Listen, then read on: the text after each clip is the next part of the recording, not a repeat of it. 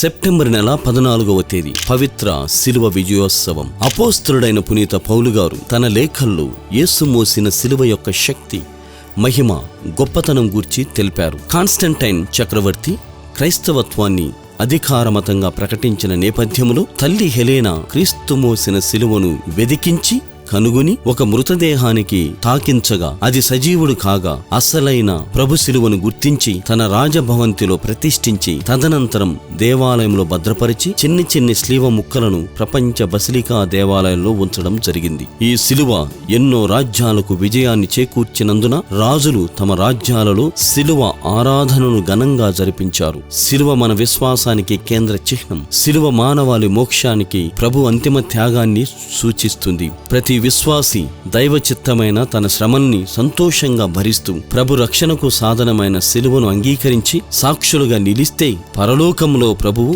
తనను అంగీకరించి తన దివ్యరాజ్యంలోకి స్వాగతిస్తారు.